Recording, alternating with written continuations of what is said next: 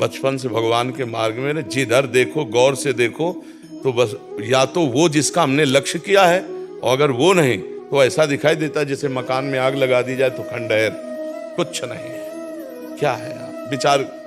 एक उदाहरण में एक काम वाली राजा के यहाँ काम करती थी। तब राजा काम वाली भी अलग होती है, वो तो खुद राजा महाराजा की तरह सब वैभव होता है। एक लड़का था उसका। एक दिन वो अपनी माँ के साथ महल तक गया, वहां राजकुमारी को देखा। राजकुमारी को देखो एकदम, अब वो कह तो कुछ नहीं पाया, वापस लौट आया और उदास होकर लेट गया कि मैं काम वाली का लड़का और राजकुमारी कहाँ, खाना न पीना, एक अंदर आग लग गई। कई दिन हो गए। माँ ने पूछा, बेटा तू सच्ची बताना क्या तुझे हो गया है, अगर तुझे परेशानी हो तो महाराज से कह के राजवैद्य दिखवाऊं। तो उनका रोग मुझे कुछ नहीं माँ, शायद आप पूर्ण नहीं कर सकते। तो उनका माँ हूँ, एक बार जान की ताकत लगाऊंगी, आप बताओ ना। बोले राजकुमारी को देखकर मैं आसक्त हो गया हूँ, अब मैं राजकुमारी के बिना जी नहीं। बोले बेटा राजकुमारी, शब्द बोलेंगे तो हमारी गर्दन उड़ा दी जाएगी। राजकुमारी हम काम वाली हैं, पर हम प्रयास करेंगे, तुम उठो।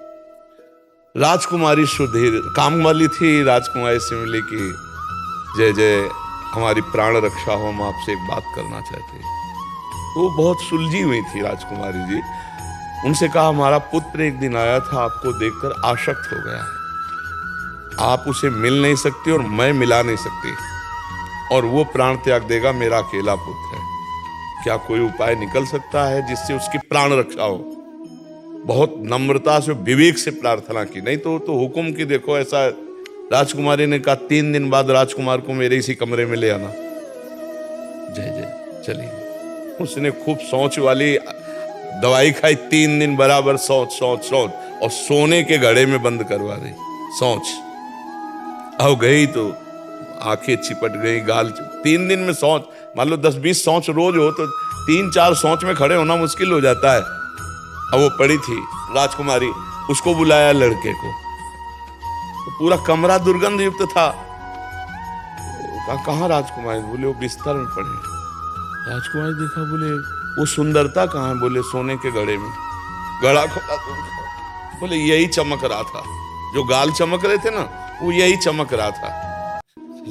उसकी आसक्ति खत्म हुई, लेकर हमें नहीं चाहिए राजकुमारी। उसने विवेक से कहा, फिर औषधियों के द्वारा अपने को पुष्ट कर। अच्छा, शरीर में सुंदरता किस बात की है? मलमूत्र की सुंदरता है, पांच भौतिक शरीर है। क्या हम सच्चिदानंद भगवान की प्राप्ति के लिए जो जन्म हुआ, इसको इसमें खो दें? यही बुद्धिमानी है? नहीं, ये बुद्धिमानी नहीं। हम बिना विषय के नहीं जी सकते, शरीर नहीं रह सकता। इसलिए धर्मयुक्त विषय का भोग भोगो, जो गृहस्थी में हो। खान पान आपकी एक भगवान ने व्यवस्था की है, उस व्यवस्था की सीमा में रहो। अगर सीमा के विपरीत तो फिर अशांति, कलह बहुत।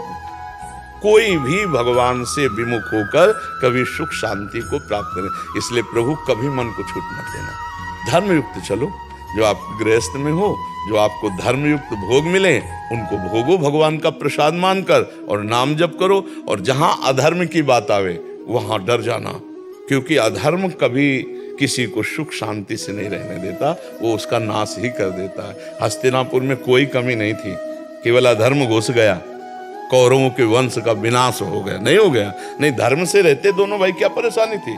वो इंद्रप्रस्थ के राजा, वो हस्तिनापुर के राजा, खूब आनंद। लेकिन वो कहा सुई अग्रे न के सभा, तो काट के फेंकवा दिया भगवान ने। धर्म से चलो, सुख पूर्वक रहोगे।